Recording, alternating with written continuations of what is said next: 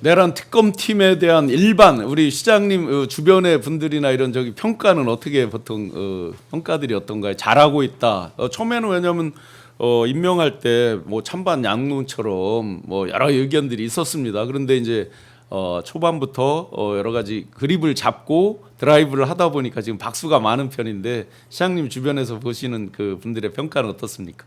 특히 충청도 분들. 뭐 충청도를 떠나서 일반 우리 시민들이나 당원들도 이번 특검이 좀 또 철저하게 해서 좀 확실하게 사실 규명도 하고 좀 명확한 사실관계에 의해서 좀 처벌도 정확하게 해서 다시는 이런 일이 일어나면 안 된다. 그러려면 좀 조은석 특검이나 이런 데서 좀 더 세게 나가야 된다. 이렇게 이야기들을 많이 하죠. 지금보다도 더 세게 한다. 네네. 왜냐하면 우리가 지금 현재 언론을 통해서 알려진 그런 그 쿠데타의 과정, 내란의 과정만 보면 매우 제한적이기 때문에 실제로는 보여지지 않은, 드러나지 않은 관계들이 훨씬 더 많을 거라고 예측들 하잖아요. 네. 이런 것들을 좀 파헤쳐서 좀 명명백백하게 사실관계를 좀 증명하고 또 이 사람들에 대해서 엄벌을 해야 다시는 역사 이런 비극이 반복되지 않는다. 네. 이런 생각을 하고 있기 때문에 좀 더 강하게 하기를 원하고 있고 어허. 제일 큰 불만 중에 하나는 뭐 법적인 요건은 모르겠지만 왜 지기현 판사 같은 사람이 계속 이 재판을 끌고 가고 있느냐라는 그러게 말입니다. 이게 다른 불만들이 영역이지만 정말 큽니다. 예, 정말로 그에 대한 불만과 불안도 있어요. 또 이상한 짓을 언제 할지 재판부를 좀 모르니까. 교체할 방법이 없습니까? 예, 이제 이미 하자가 많은 사람이잖아요. 예, 추가 기소해서 아마 이제 기피 신청이나 이런 절차를 밟게 될 거고 아마 또 대법원에 지금 지기현 판사에 대해서 윤리감사관실에서 조사하고 있는 것도 있고. 네, 그건 그것이- 참 그것도 벌써 뭐 술집을 갔네, 네, 마네, 네. 뭐 갔는데 술은 안 먹고 사진만 찍었네 그건 하는데. 정말 말이 안 되는. 근데 그 윤리감사관실 그게 벌써 나온 지가 이제 한 2달 가까이 돼가는데 네. 말이 없어요 그 뒤에. 대부분이 아직 그 입장을 밝히고 있지 않아서 곧 더 이상 입장을 밝히지 않는다면 그걸 조속하게 촉구해야 되는 것들을 저희들이 해야 될 것 같고요.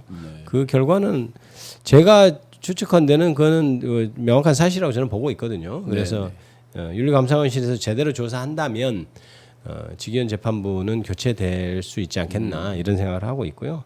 일단 내란 특검은 기본적으로 속도감에 있어서 효능감을 보여주고 있다 이런 생각이 듭니다. 김용현 전 국방부 장관이 지금 곧 나오게 생겼다고 해서 사실 난리가 났잖아요. 맞아요. 또 네. 지금 윤석열도 돌아다니는데 김용현까지 나오면 어떻게 그 하느냐. 뒤로도 또 군인들 줄줄이 그렇죠. 또. 줄줄이. 네. 그런데 바로 내란 특검에서 후다다닥 해서 기소를 했잖아요. 그래서 그걸로 또 영장을 예. 받아서 지금 6개월 구속이 돼 있는 상태고 그다음에 윤석열 전 대통령에 대해서도 경찰이 한 체포 출석 요구서 3번 한 거 네. 그걸 그대로 이어받아서 바로 체포영장 청구해서 예, 네.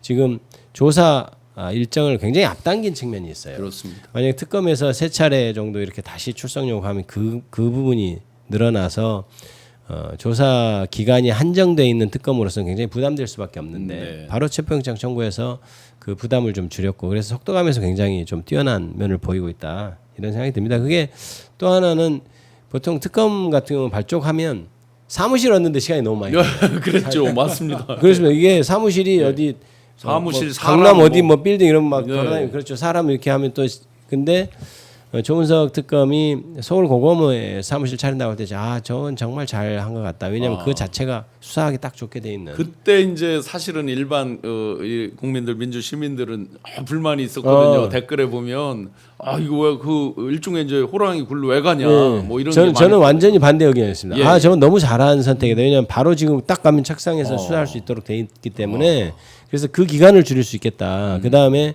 수사에 최적화되게 지어진 건물이지 않습니까? 네, 검찰청이. 그러니까 다른 일반 어떤 오피스 건물하고는 좀 차이가 있죠. 그렇죠. 네. 그래서 뭐 김건희 특검도 열심히 하고 있습니다만 김건희 특검은 다른데 이렇게 건물 이런 네, 것 때문에 조금 더 늦어지는 경향이 있는 걸로 봐서는 내란 특검의 처음에 선택이 아주 잘 된 것이다 이렇게 생각하고 또 있습니다. 김건희 특검은 어떤 긴박성 측면에서 보면 지금 내란 특검이 가장 이제 네, 그렇죠. 어떤 시급을 요하는 다 막 나오려고 했던 움직임들이 있으니까 혹시 어제 저는 그 사무실 이야기할 때 개인적으로 그 윤석열이가 안 간 청와대 비서실에다가 차리고 하면 좋겠다 이런 생각을 했었습니다. 비워놨으니까. 비워놨으니까. 거기서 딱 하면 딱 맞겠다 이런 생각을 했습니다. 그거 좋은 아이디어인데. 공간도 독립돼 있고 네. 확실하게 할 수 있는 데입니다. 그게. 네.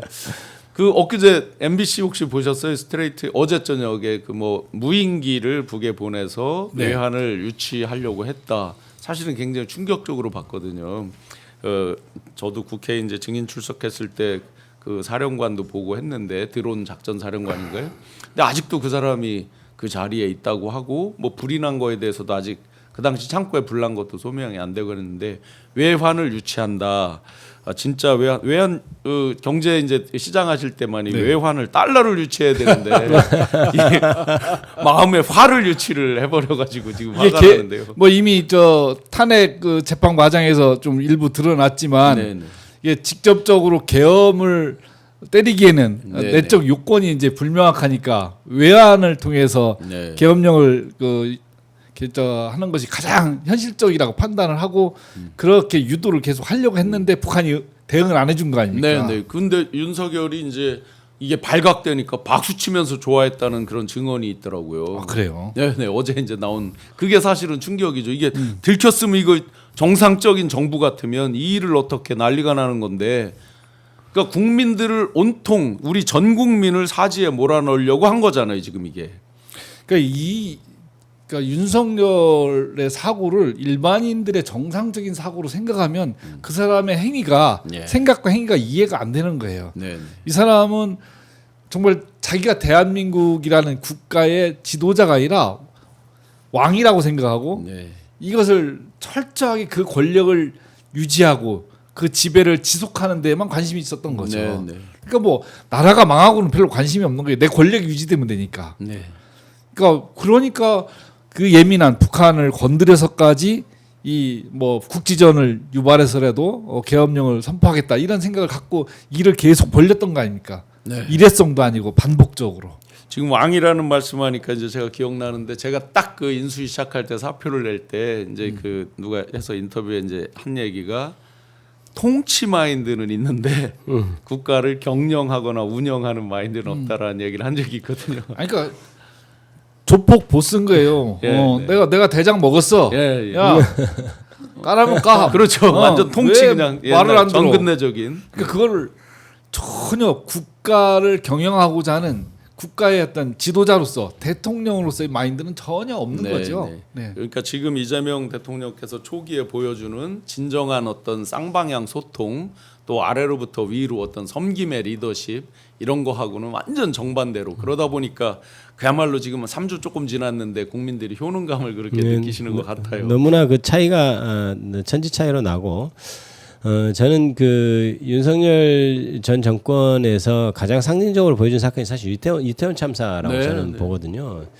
어떻게 됐든 간에 국민이 159명인가요? 지금 희생자가 그렇게 됐는데 그렇게 사망한 사건이면은 일단 기본적으로 대통령이라고 하는 사람이 거기에 슬퍼하고 그 아픔을 같이 하는 모습을 좀 보여줘야 되고 당연히 그래야 되는 것 아니겠습니까? 자기하고 이렇게 같이 국민들의 아픔을 같이 아파하고 했는데 전혀 그런 것을 못 보여줬지 않습니까? 리본도 거꾸로 그렇죠. 달고 영정도 없는데 가서 그냥 빈데 가서 저거 그러니까 전혀 그러니까 국민과 공감하지 않는 사람이기 때문에 자기의 어떤 권력을 유지하기 위해서는 전쟁을 일으켜 사람들이 몇십만 죽고 해도 몇만 죽고 해도 크게 개의치 않아 했을 사람이라는 거죠. 정말로 만약에 김정은 측에서 네. 뭐 오판이 아니죠. 그게 그렇죠. 사실은 자기들도 오면 쏴야 될 거 아니에요. 그렇죠. 원칙적으로는. 그런데 만약에 그렇게 돼서 국지전이 일어나면 계엄을 해제하기가 국회에서 굉장히 애매해졌을 거예요. 그러니까 그래서 저는 그 너무나 이제 그때 거기 북한이 가만히 있었던 게 좀 다행인 게 만약에 조금이라도 총이나 쏘고 했으면은 이런 전시 상황인데 왜 계엄을 해제하느냐라고 하는 반대 의견도 있었을 거고 그렇다면 이제 전쟁을 핑계로 나중에 김건희 통일 대통령 시대까지 우리가 맞아요. 볼 뻔했습니다. 볼 뻔했죠, 진짜. 그거 너무 끔찍한 그런 게 현실이 될 수 있었다. 네. 그래서 뭐 2시간 만에 개몽을 했니 뭐니 이런 얘기를 하지만 사실 진짜 하늘이 도와서 그렇게 계엄 해제되고 이렇게 극복이 됐지. 정말 조금만 자칫 잘못했으면 정말 김건희 대통령 시대를 볼 뻔했다 우리가 이런 그런 아찔함이 있습니다. 지금 이 김건희 통일 대통령 시대를 말씀하시는데 진짜 저도 그 아찔함과 그 다음에 이들이 일반 정상인의 사고가 아닌 걸로 막 하잖아요. 이 부분을 저는 인정하면 안 된다고 봅니다. 약간 이들이 점점 더 확신범처럼 자꾸 네네. 코스프레를 하는 것 네. 같아요.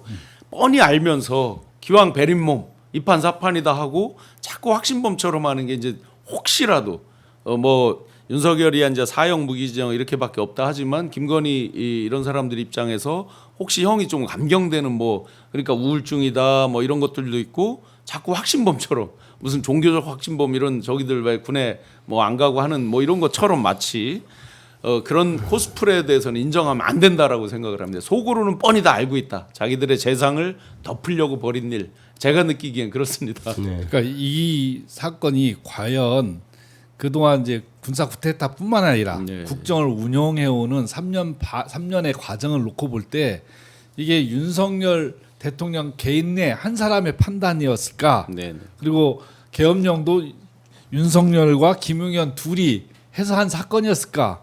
깊이 들여다보면 수많은 사람과 수많은 사건들이 연결되어 있을 것이고 그것을 파헤쳐서 규명하는 것이 특검이 해야 될 가장 중요한 일 중에 하나라는 거죠. 네. 그렇게 해야 윤석열 개인이 이 처벌받는 게 아니라 그와 관련된 세력들을 제거하는 것이 걷어내는 것이 제일 중요한 일이다라고 저는 네, 보고 네. 그 중심에 오히려 윤석열보다는 김건희가 있는 게 아닌가 이런 생각도 들어요. 네, 네. 실제 국민은 뭐 그렇게 믿고 비화폰 쓰면서 국정원장한테 뭐 전화도 하고 문자도 하고 막 했으니까. 아니 잘 아실 거 아니에요. 네. 어느 정도 였을지 대충. 그렇습니다. 네. 그 말씀을 제가 이어받아서 좀 더 제 의견을 말씀드리면 일단 기존에 윤석열 전 대통령이 기소된 것은 내란죄 아닙니까? 네. 내란 수개로 이제 기소됐는데 특검이 오기 전에도 내란 수개 이미 기소됐지만 사실 특검이 해야 될 일은 이 기소된 내란 수개의 죄가 어떻게 더 구체적으로 조금 더 이렇게 조각도에서 이렇게 칼을 파듯이 잘 이렇게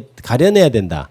그러니까 지금까지 드러난 사건은 아주 이렇게 아직 좀 덮여 있는 부분이 많은 것 같고 그래서 더 선명하게 이렇게 파내야 된다. 이런 생각이 들고요. 두 번째는 외환유치, 외환죄, 뭐 일반 이적이 되니 외환죄가 되니 그건 법리적인 얘기니까 조금 넘어가더라도 이렇게 무인기를 동원해서 이렇게 도발을 유도하려고 했던 것이 전혀 수사가 제대로 되고 있지 않은 것 같다. 그러면 이 부분을 특검이 또 중점적으로 다뤄야 된다. 그다음에 마지막으로 이게 가장 중요한 것인데요. 사실 저는 김건희 씨가 여기에 깊이 관여했을 거라고 저는 믿고 있습니다. 네네. 그러면 이 김건희 씨의 관여가 정말 정확히 드러나도록 수사해야 된다. 네네. 이게 앞으로 내란 특검이 해야 될 과제라고 저는 생각하고 있습니다. 저는 제가 창원지검 조사받은 것과 그 뒤로 뭐 제출한 자료 그리고 다른 그 당시의 흐름 이렇게 봤을 때 아주 깊게 관련됐을 거라고 저는 네. 추정을 합니다. 저 윤석열 전 대통령 혼자 저걸 결정하고 결정할 사람이 아니다. 네. 그래서 뒤에서 누군가 저는 김건희 씨라고 보고 있는데 네. 김건희 씨가 개입했을 것이 이렇게 믿고 그리고 있습니다. 그거 수사돼야 되죠. 지금 이제 보석인가로 나와 있는 김봉식 당시 서울청장이 왜 가족사라고 네. 말한 부분이 아주 그 깊게 관련돼 있는 거에 증거 그런 그렇죠. 예 그렇게 말할 저는 수밖에 그게 그 말이라고 없었습니다. 생각하고 있습니다. 저도 네네. 그렇게 생각하고 있습니다. 네. 속보 하나만 한두 가지 말씀드리겠습니다. 내란 특검에서 윤 전 대통령 측 의견서 접수 이렇게 지금 제목이 그렇습니다. 아마 이제 1일 날 나와라. 오전 9시까지 나와라라고 통보를 하니까 경찰 조사 공정성을 문제 삼고 또 출석 일자에 대해서 뭐라 이제 적어서 아마 의견서를 낸 모양입니다. 저건 아마도 7월 1일 날 지금 출석 통보를 했는데 이러이러한 사정 때문에 어렵습니다. 7월 3일 정도에 나가겠습니다라든가 7월 3일 이후에 다른 날짜를 지정해 주시면 성실히 출석해서 수사를 받겠습니다. 이런 내용이 포함되어 있을 거예요. 왜냐하면 조금이라도 시간을 끌려고요. 그렇죠. 왜냐하면 7월 1일 날 안 나갔을 때 특검이 바로 체포영장을 청구할 것이 뻔하거든요. 네네. 그러면 저렇게 해놓으면 법원에서 체포영장을 심사를 할 때 아니 꼭 7월 1일은 아니더라도 나오겠다고 하는데 그러면 체포영장 하지 말고 그때까지 기다려 보시죠. 이렇게 기각할 수도 있기 때문에 그 기각 명분을 만들려고 지금 의견서를 지금 저렇게 내고 있는 것으로 보여요. 그래서 7월 1일 못 나오는 사유를 아마 썼을 겁니다. 저기. 아마 특검이 이제 시한이 정해져 있다 보니까 네. 어떤 방식이든 조금이라도 그렇죠. 더 끌고 벌고 또 갑자기 퍼뜩 이제 저런 사이에 이제 극우 한 줌도 안 되는 몇 안 되는 그 극우 지지자들이 이제 이상한 또 선동시키고 예, 선동도 하고 뭐 극단적인 행동이라든지 이런 것들이 있으면 안 되겠다 이런 생각이 그러니까 갑자기 현재 들었습니다. 윤석열 측에서는 지금 저거를 시간을 끄는 것이 가장 최고의 지금 네. 어떤 전술이랄까요? 그런 거기 때문에 그렇지만 이제 시간을 끄는데 가장 애로가 되는 것이 체포영장이기 때문에 네. 그것을 저지하려는 의견서로 저는 보입니다. 진검 승부해서 안 된다는 거를 아마 어제 오전 조사 받으면서 느꼈으니까 점심 때 그렇게 생떼 쓰고 막 뭐 말도 안 되는 경찰을 뭐 뭘로 바꿔라 뭐 여러 아니 선수가 경기장에 나갔으면 뛰어야지 심판을 바꾸라 마라 자기 마음대로. 또 속보 하나 전해드리겠습니다. 내란 특검에서 추경호, 나경원 두 사람 간의 통화, 그러니까 저 윤석열과 했던 통화 이런 내용을 물었습니다. 윤은 개업 못 알려 미안하다는 얘기를 했다 이분들이 대답했다는데 저는 새빨간 거짓말이라고 저는 추측합니다. 아니 그 급한 와중에 정말 숨막히게 긴박하게 돌아가면서 막 사람들한테 뭐 했다고 지시하고 난리를 치는 와중에 태연하게 한가하게 내가 이거 못 알려서 미안해. 최소한 제가 턱 밑에서 본 윤석열 그럴 사람이 아닙니다. 거짓말을 해도 저 말도 안 되는. 아니 그 시간에 전화하고 계엄을 못 알려서 미안해. 야 빨리 끝내. 이렇게 했을 사람이지. 그렇죠. 뭐 미안해 뭐 이런 얘기를 할 사람이 아니잖아요. 이거 말도 안 되는 얘기고. 입만 열면 거짓말이라 저는 다 믿기 어렵습니다. 예. 한 뉴스에서 봤을 때 나경원 의원하고 통화한 게 한 40초라고 이렇게 그 정도라서 뭐 못 알려서 미안하다 이런 것들을 설명했다 하는데요. 저희가 한번 통화해 보시죠. 40초면요 할 얘기를 다 하고도 남아요. 맞습니다. 예. 이 충청도 분들 제가 농담드리면 충청도 분들이 말은 느린 것 같지만 말꼬리는 짧아요. 그래서 그렇죠. 대슈 다 알아들었어요. 이거 한마디 하면 다 알아들어 우리. 길게 얘기 안 해도 다 알아들어요. 실제 통화 시간대를 보면요. 충청도가 제일 짧답니다. 그거 제가 봤어요. SKT에서 통화 도수라고 해서 그걸 조사했는데 예. 전국에서 가장 짧은 게 충청도랍니다. 실제 데이터가 예, 실제 실제 데이터로. 데이터가 나옵니다. 그게. 왜냐면 저도 제가 어머니랑 통화해 보면 저 진지 드셨어요? 뭐 하면 대시하고 끝나거든요. 그렇죠. 정말 짧거든요. 그렇군요. 서로 그 무언에 다 알아듣죠 뭐. 네, 또 이제 비상계엄을 알리지 못해서 미안했다는 취지로 이제 나경원 의원이 그렇게 진술을 했다고 추 원내대표는 2분 40초간 통화했다고 합니다. 계엄 선포 직후인 3일 날 오후 11시 22분 그리고 26분. 자 그러면 3일 이게 오후라고 표현한다는 것도 잘못이죠. 저녁 11시 22분 26분이면 정말 긴박한 순간들이잖아요. 그렇죠. 네. 그때 2분 40초 동안 했으면 소위 뭐 지시라고 그러면 지시, 뭐 서로 협조를 하면 협조, 할 말 다 하는 시간입니다. 할 얘기 다 하죠. 예. 그래서 빨리 의원들을 뭐 어떻게 저 국회에서 빼서 당사로 보내라는 등 뭐 여러 가지가 있을 수 있었겠죠. 그래서 요거는 저는 해제용을 저지하기 위해서 예. 노력하는 그렇게 지시를 했을 것으로 생각됩니다. 네네.